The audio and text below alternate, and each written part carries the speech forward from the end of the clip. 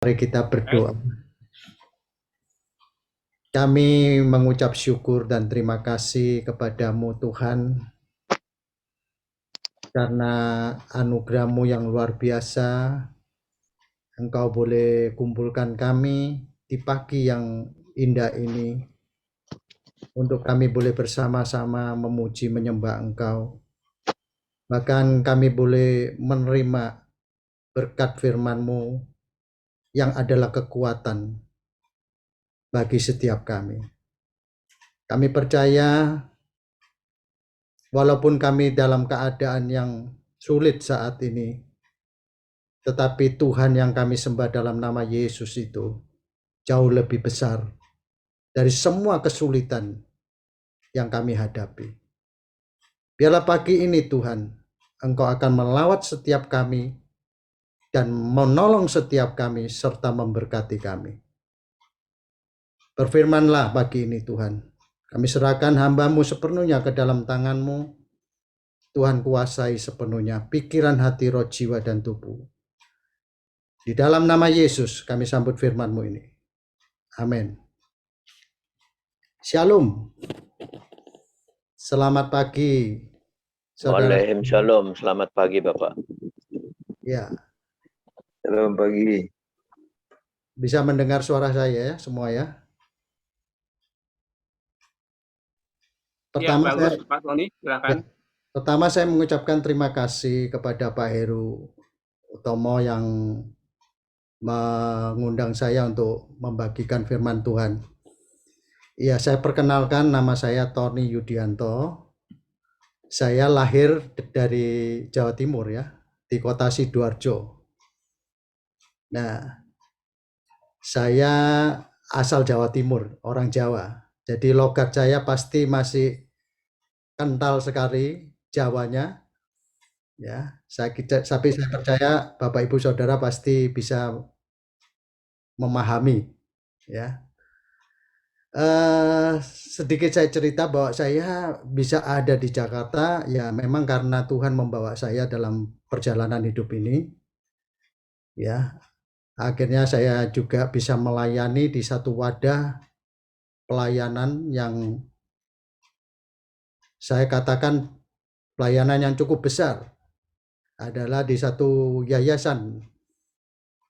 Mungkin Bapak Ibu sudah tahu semua, Yayasan Mitra Misi Indonesia yang terkenal dengan sebutan Mission Care, yang mensupport hamba-hamba Tuhan di pedalaman pedesaan dengan memberikan subsidi setiap bulannya.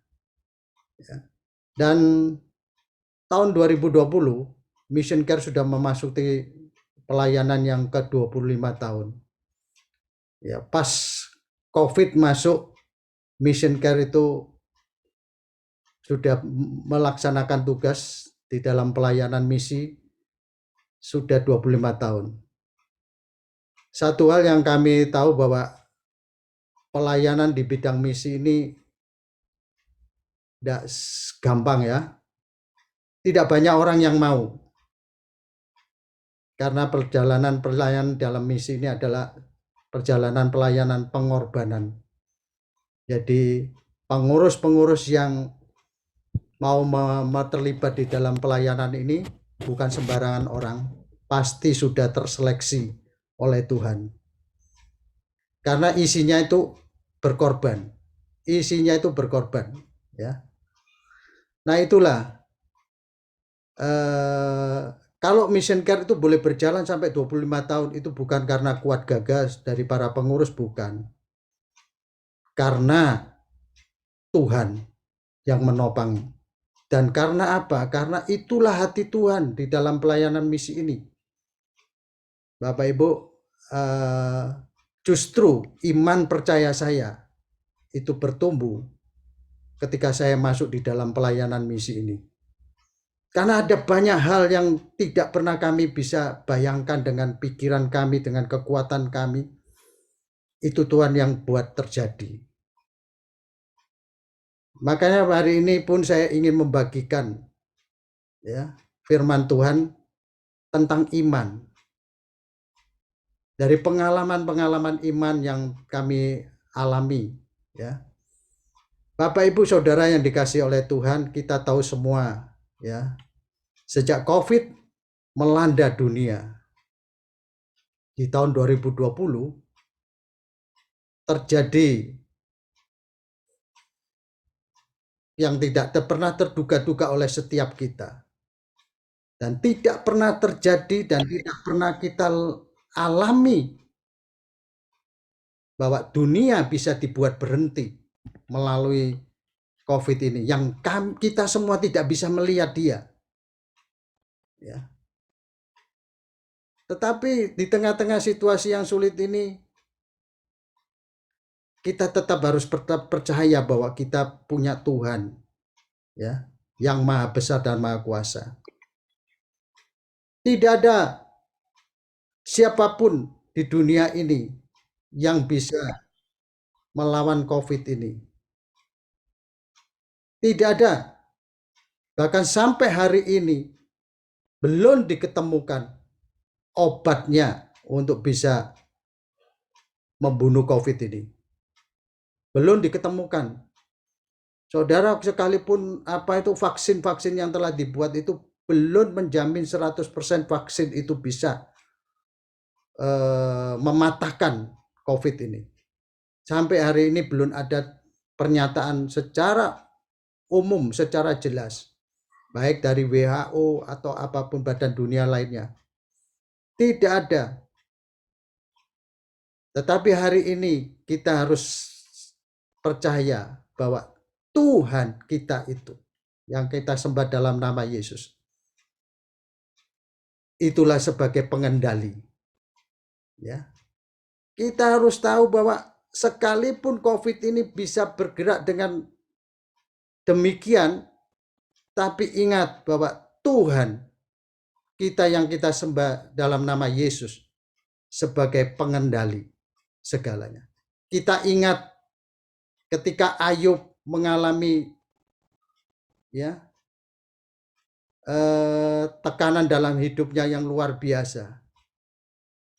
Gara-gara satu dialog antara si jahat dengan Tuhan.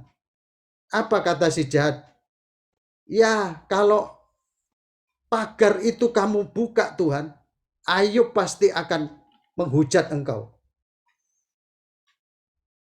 Tapi Tuhan tahu kualitas hidup Ayub bagaimana. Ya. Dan satu hal yang saya menarik dari berdialogan itu, Tuhan ngomong, Tuhan bicara, boleh aku buka, asal apa nyawanya tidak bisa kamu jamah. Ada kendali oleh Tuhan, ya. Ada kendali. Maka itu Bapak Ibu Saudara, kalaupun hari ini kita ditekan, mungkin kita mengalami dampak yang luar biasa. Ingat bahwa COVID itu masih dalam kendali Tuhan. Ya, COVID itu masih dalam kendali Tuhan. Jadi kita nggak perlu takut. Kita nggak usah bimbang, nggak saudaraku. Karena kita punya Tuhan yang mengendalikan segala sesuatunya. Ya. Mari kita buka firman Tuhan di dalam 1 Yohanes pasal yang ke-5. 1 Yohanes pasal yang ke-5, kita mulai dari ayat yang ketiga. Ayat yang ketiga. Ya, saya bacakan. Sebab inilah kasih kepada Allah, yaitu bahwa kita menuruti perintah-perintahnya. Perintah-perintahnya itu tidak berat. Sebab semua yang lahir dari Allah mengalahkan dunia. Dan inilah kemenangan yang mengalahkan dunia, iman kita. Siapakah yang mengalahkan dunia selain daripada dia yang percaya bahwa Yesus adalah anak Allah. Amin. Bapak Ibu Saudara yang dikasihi Tuhan, bersyukur kita menjadi umat anak-anak Allah, umat kepercayaan, orang-orang yang percaya kepada Yesus. Bersyukur. Hari ini kita tahu bahwa Tuhan memberikan satu senjata bagi setiap kita, yaitu apa? Iman. Iman itulah yang mengalahkan dunia. Berarti luar biasa bukan kita ini, orang-orang percaya ini. Seharusnya kita sebagai orang-orang percaya, kita bisa mengalahkan dunia ini, termasuk si COVID ini. Bukan dengan senjata, dengan apapun, tapi dengan iman kita. Inilah senjata rohani yang harus kita miliki. Iman. Hari-hari ini, setiap kita anak-anak Tuhan yang percaya kepada Yesus, kita harus mempertanyakan sejauh mana iman kita. Kalau kita mau berkata bahwa kita adalah umat yang lebih dari pemenang, ya, kita harus tahu tidak ada pemenang yang tidak berjuang. Tidak ada seorang pemenang yang tidak mengalami pertandingan. Saat ini Tuhan izinkan COVID-19 ini melanda dunia ini. Tidak lain dan tidak bukan. Tuhan ingin melihat sejauh mana iman percaya kita kepada Dia. Saudara, di sekitar tahun 96, sekitar 96 95, ketika saya mulai meninggalkan Surabaya dan saya pindah ke Jakarta. Tuhan ketika saya pindah ke Jakarta adalah dengan satu tugas yang diperintahkan oleh kakak saya untuk membuka kantor cabang di Jakarta ini. Saya tidak punya teman, tidak punya saudara di Jakarta. Tapi saya berjuang di Jakarta. Selama 3 bulan saya ada di Jakarta. Saya membuka kantor baru di Jakarta. Saya tidak bisa mendapatkan customer pada bidang usaha yang kami kerjakan pada waktu itu adalah transportasi darat, tracking, ya, Jakarta, Surabaya, Jakarta, seluruh Pulau Jawa lah, jurusannya begitu. Nah, ketika saya merintis 3 bulan itu saya tidak mendapatkan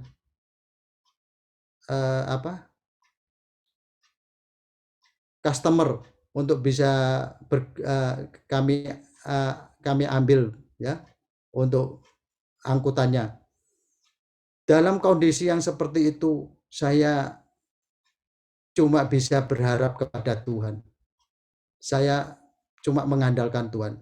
Dan Tuhan memberikan firman yang luar biasa kepada saya. Mungkin kita bisa buka di dalam kitab Lukas pasal yang ke-18. Kitab Lukas pasal yang ke-18 ini adalah firman yang membuat saya itu tetap percaya di tengah keadaan yang saya perjuangkan itu belum terjadi. Lukas 18.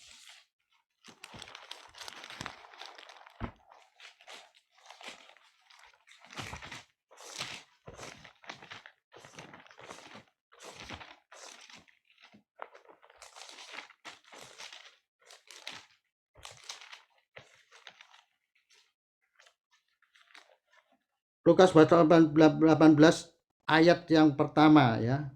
Dari ayat yang pertama. Yesus mengatakan suatu perumpamaan kepada mereka untuk menegaskan bahwa mereka harus selalu berdoa dengan tidak jemu-jemu.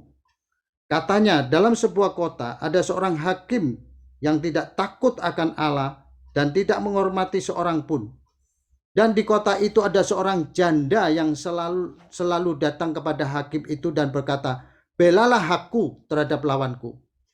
Beberapa waktu lamanya hakim itu menolak.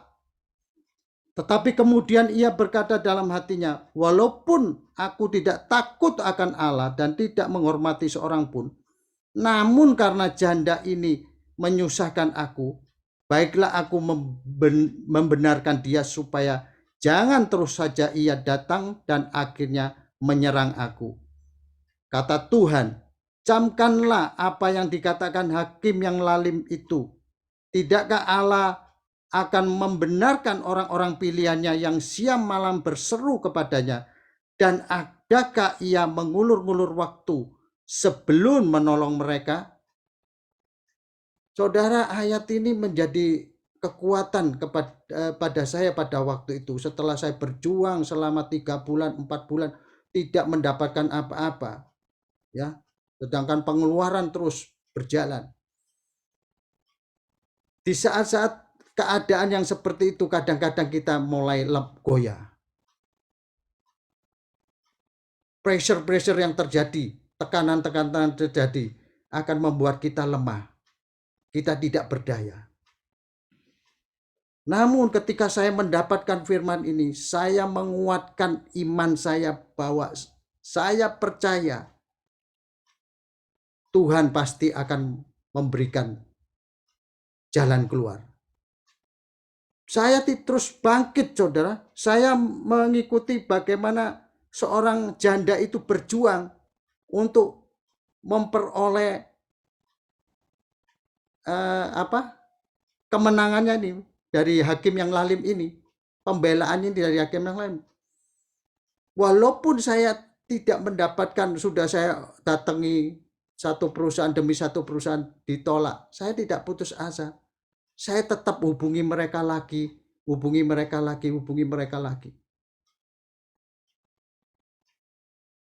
Iman itu harus terus diperjuangkan, ya. Iman itu harus melangkah dengan satu tindakan. Nah, sampai satu hari saya tidak tahu, tiba-tiba dari sebuah perusahaan itu menelpon saya dan memberikan orderan kepada saya. Saudara, nggak main-main. Sekali dia memberikan order kepada saya begitu besar. Ya, kalau waktu itu saya harus ngangkut barang itu 25 truk trailer. Bayangkan, saudara. Sekali dia kasih order, disitulah saya terharu kepada Tuhan. Ya. Jadi hari ini saya mau jelaskan bahwa iman, bagaimana iman kita bisa mengalahkan dunia itu.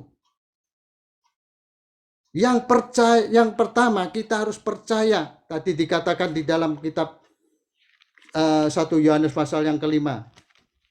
Ya. 1 Yohanes pasal yang kelima tadi. Percaya kepada siapa? Yang pertama kita harus yakin sepenuhnya percaya kepada Yesus Tuhan kita. Kita harus tahu siapa Dia. Ya, Tuhan sudah menyatakan, Tuhan kita itu sudah bilang, Dia adalah Tuhan yang setia. Dia Tuhan bukan manusia. Dia berjanji dan pasti akan ditepati. Dia nggak bisa bohong. Nah, keyakinan percaya kita itu dengan Dia itu harus 100% penuh. Kita buka Matius pasal 28. Saya kalau mempercayai Tuhan, saya harus tahu siapa Dia. Siapa Tuhan kita ini? Matius 28.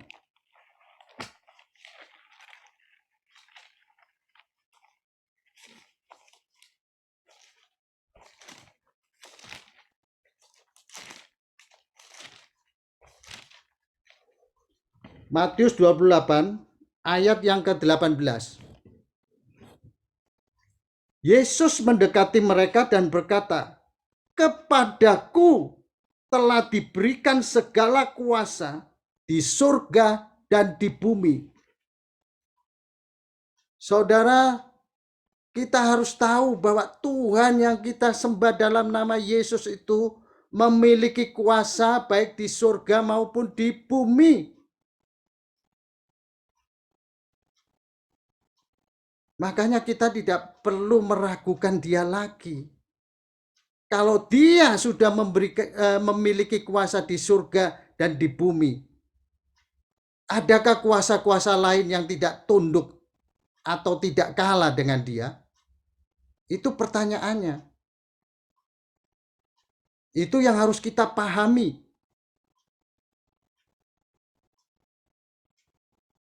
Makanya kalau kita mengatakan bahwa kita memiliki iman, ya, kita percaya kepada dia, tetapi kalau di dalam hati kita ada sedikit saja yang masih ragu, pada saat kita berdoa ataupun kita menghadapi tekanan apapun juga, masih ada di dalam hati kita keraguan,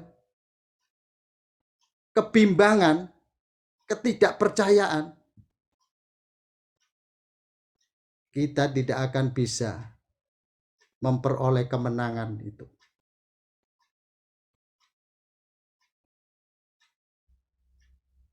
Kita harus percaya kepada dia.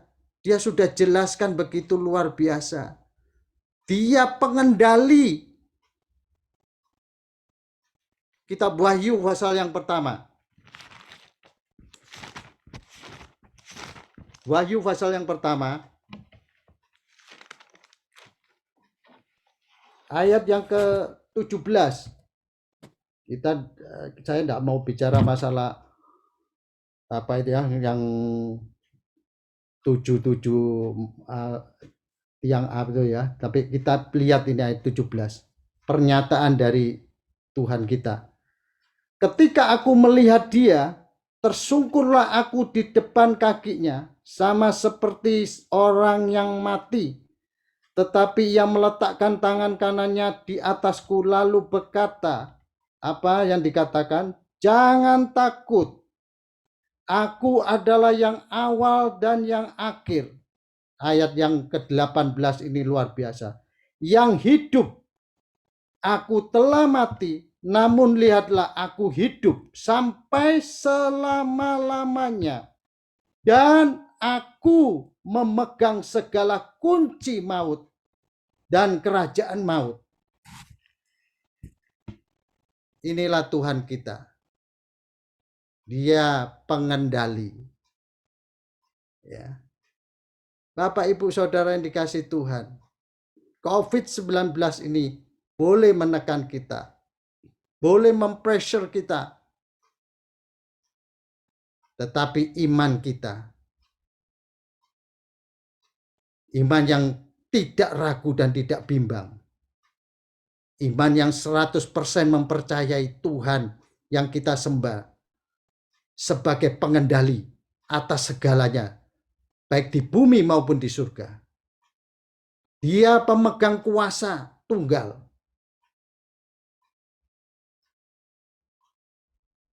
Yang kita percayai. Maka saya percaya Bapak, Ibu, Saudara, dan saya pasti dapat melawan dan mengalahkannya. Janji firman Tuhan jelas. Orang yang percaya kepada Tuhan akan mengalahkan dunia ini. Maka kita ini semua Bapak, Ibu, Saudara yang dikasihi Tuhan, kita adalah orang-orang di akhir zaman ini yang dapat mengalahkan segala perbuatan si jahat. Makanya sekarang setiap kita harus membuktikan iman kita kepada Tuhan. Di dalam Lukas 18 ayat yang ke-8, itu adalah jawaban yang kontradiksi yang Tuhan nyatakan. Dan saya pada waktu itu juga bingung, kenapa Tuhan masih tidak percaya dengan iman kita. Kita sudah sungguh-sungguh melayani Tuhan, kita sudah beribadah setiap minggu, tidak pernah bolong. Kita melayani baik sebagai singer, sebagai pemimpin pujian.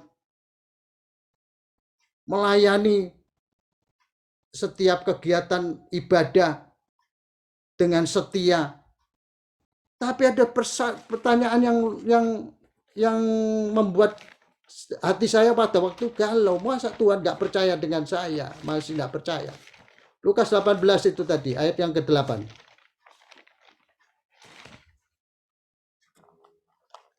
Aku berkata kepadamu, ia akan segera membenarkan mereka. Akan tetapi, jika anak manusia itu datang, adakah ia mendapati iman di bumi? Saudara, ini adalah satu pertanyaan dari Yesus Tuhan kita. Ketika aku nanti datang, masih adakah iman di bumi? Wah, waktu itu saya bilang sama Tuhan, Tuhan masih tidak percaya dengan kita ini. Saudara, hari-hari ini Tuhan mempertanyakan setiap kita, iman kita. Apakah masih ada iman di bumi ketika COVID ini terjadi? Saya bersyukur dengan Kingdom Family, ya, yang mau pagi-pagi, subuh-subuh sudah datang kepada Tuhan, sudah mencari Tuhan, ya, mau rela-relanya berkorban, ya, melawan kedagingan kita, ya, biasanya untuk bangun pagi, aduh, ya. Tapi ini adalah orang-orang yang luar biasa.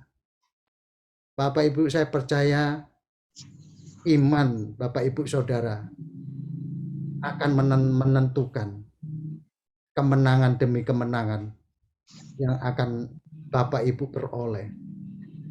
Ya. Hari ini saya percaya setiap kita yang memiliki iman yang teruji oleh Tuhan pasti akan keluar sebagai umat yang lebih dari pemenang. Yaitu apa? Yang mempercayai Tuhan 100% tanpa bimbang dan ragu. Yang kedua, yang mau untuk melakukan iman ini dengan satu pembuktian, dengan langkah, dengan perbuatan. Karena iman tanpa perbuatan mati. Ya. Kita tidak bisa cuma berdoa saja, terus tiba-tiba pertolongan itu datang. Kita berdoa dan kita raih itu pertolongan. Karena kita tidak tahu Tuhan bisa menolong kita dari mana.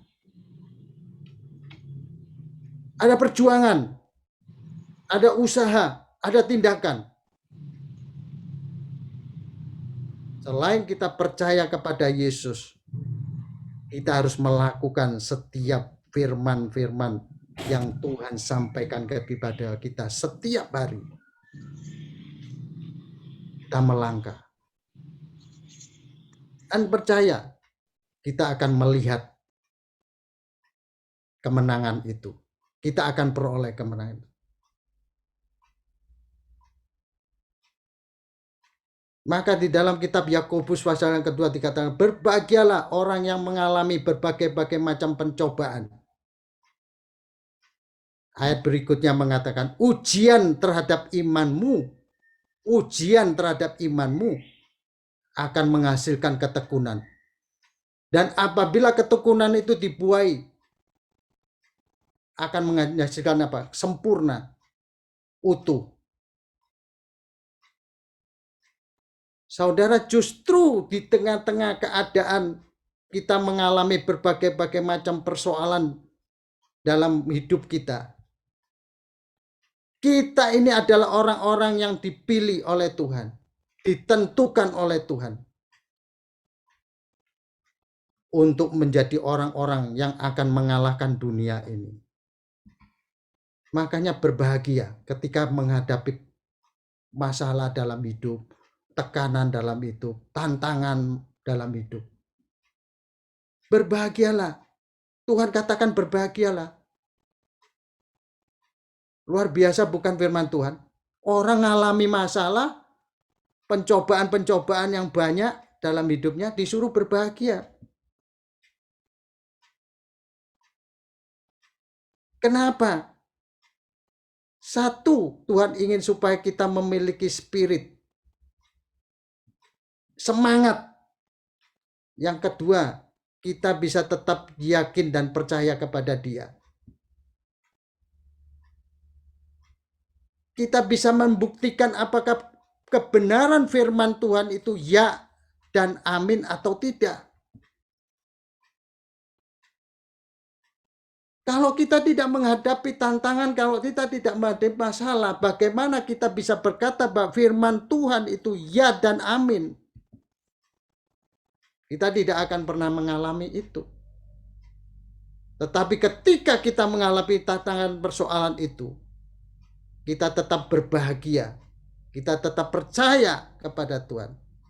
Dan firman itu akan terjadi dalam hidup kita. Ketika kita bisa menyelesaikan persoalan dan masalah itu. Itulah iman, itulah rema. Maka dari itu Bapak Ibu Saudara yang dikasihi Tuhan, hari ini jangan pernah takut dan jangan pernah gentar. COVID-19 ini tidak akan bisa mengalahkan kita kalau kita memiliki iman yang tidak bimbang dan ragu, tidak takut, tidak khawatir dengan segala pressure apapun yang dibuat oleh si COVID ini. Ya. Sebagai penutup, saya ajak Bapak Ibu Saudara untuk melihat seorang tokoh yang luar biasa, yaitu Daud. Kita buka 1 Samuel pasal 17. 1 Samuel pasal yang ke-17. Bagaimana seorang Daud itu bisa mengalahkan Goliat dengan imannya yang luar biasa. 1 Samuel pasal yang ke-17 ayat yang ke-40. Kita baca dari ayat 40. Lalu Daud mengambil tongkatnya di tangannya, dipilihnya dari dasar sungai 5 batu yang licin dan ditaruhnya dalam kantung gembala yang dibawanya, yakni tempat batu-batu, sedang umbannya dipegangnya di tangannya. Demikianlah ia mendekati orang Filistin itu. Orang Filistin itu kian dekat menghampiri Daud dan di depannya orang yang membawa perisainya. Ketika orang Filistin itu menunjukkan pedangnya ke arah Daud serta melihat dia, dihinanya Daud itu karena ia masih muda, kemerah-merahan dan elok parasnya. Orang Filistin itu berkata kepada Daud, "Anjingkah aku, maka engkau mendatangi aku dengan tongkat?" Lalu demikian para alanya orang Filistin itu mengutuki Daud.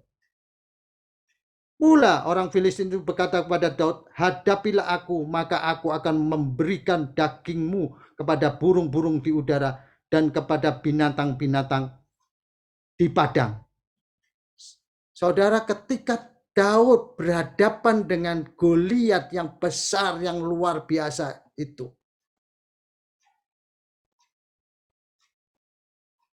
kalau melihat kondisi Goliat yang begitu besar, seharusnya Daud itu takut. Seharusnya Daud itu bimbang. Seharusnya Daud itu ragu. Apakah dia bisa mengalahkan Goliat? Belum lagi apa yang dihadapinya. Dia dihina, ditekan, di-pressure. Ya, dengan kata-kata itu tadi. Ya, ayat 42 tadi 43. Sampai dengan anjingkah saya? Gitu.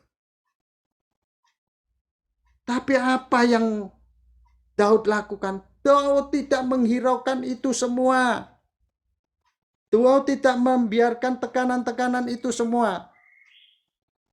Bahkan kalau kita lihat di ayat depannya itu, kakaknya sendiri pun Eliab itu juga menekan Daud. Saudara, keadaan apapun yang kita alami, mungkin kita ditekan dari kanan kiri dengan muka belakang, dari saudara kita sendiri, dari orang-orang dekat kita sendiri, yang melemahkan iman kita. COVID ini banyak orang ditekan, ditakut-takuti dengan berita-berita yang menyeramkan, membuat kita di-pressure, sehingga kita lemah, kita tidak berdaya, dan kita ikut mereka. Tapi Daud tidak. Justru dengan tekanan-tekanan yang terjadi, Daud tetap memperkokoh imannya. Ayat 45. Tetapi Daud berkata kepada orang Filistin itu, engkau mendatangi aku dengan pedang dan tombak dan lembing, tetapi aku mendatangi engkau dengan nama Tuhan semesta alam, Allah segala barisan Israel, yang kau tantang itu. Hari ini juga Tuhan akan menyerahkan engkau ke dalam tanganku, dan aku akan mengalahkan engkau dan memenggal kepalamu dari tubuhmu. Hari ini juga aku akan memberikan nyawamu dan mayat tentara orang Filistin kepada burung-burung di udara dan kepada binatang-binatang liar, supaya seluruh bumi tahu bahwa Israel mempunyai Tuhan. Saudara, iman yang seperti ini, iman yang tidak tergoyahkan dengan tekanan apapun yang terjadi, dengan keadaan di depan mata yang tidak baik, iman yang terus maju, mempercayai Tuhan yang kita sembah dalam nama Yesus itu memiliki segala kuasa, baik di bumi maupun di surga. Disitulah Daud baru menang atas Goliat. Hari ini, mari kita bersama-sama, kita memiliki iman yang seperti itu. Iman yang tidak pernah tergoyahkan dengan keadaan apapun maupun tekanan apapun. Yang tetap yakin dan percaya bahwa Tuhan yang maha besar itu ada bersama-sama kita untuk menghadapi semua tantangan dan persoalan, termasuk COVID-19 ini. Amin. Tuhan memberkati. Baik, makasih Bapak Pastor Tony Yudianto yang telah membawakan firman yang luar biasa pada pagi hari ini. Tuhan memberkati. Mana ada dua hal yang saya tangkap di sini. Yang pertama, kita sebagai orang yang beriman harus mengenal siapa Yesus. Yesus adalah penguasa di surga maupun di bumi. Dia pengendali semuanya, termasuk terkait dengan wabah COVID ini. Ya. Kemudian kita harus mengimani, arti iman adalah kita mempercayai bahwa Yesus adalah Tuhan dan Juru Selamat. Dan yang kedua adalah bahwa kehidupan kita mulai dikendalikan oleh Tuhan Yesus Kristus. Sehingga kita bisa dimampukan untuk mengalahkan kedagingan kita, sehingga semakin hari kita semakin menjadi karakter Kristus, yang juga dimampukan untuk menuntaskan amanat agung yang merupakan mandat utama dari Tuhan Yesus kepada kita orang beriman. Terima kasih, sangat luar biasa Bapak Tony. Firman-Nya pada pagi hari ini sangat memberkati. Dan yang kedua, kami mohon juga Pak Tony nanti setelah selesai ibadah jangan meninggalkan dulu, jangan live dulu Pak. Kalau bisa kita sedikit berbincang-bincang. Khususnya kami ingin mengetahui secara mendalam, kami ingin belajar lembaga yang dipimpin oleh Pak Tony, yaitu Mission Care, yang sudah usianya 25 tahun. Kami ingin belajar khususnya di bidang misi, karena kami sendiri baru seumur jagung, merupakan komunitas dari hamba-hamba Tuhan yang coba ikut turut menuntaskan amanat agung. Jadi mohon Pak, persediaannya jangan live dulu, kita berbincang-bincang lah. Khususnya kami ingin mengetahui secara mendalam pengalaman Bapak di dalam memimpin mission care. Siap, Itu Pak. harapan kami. Ya, Pak, siap.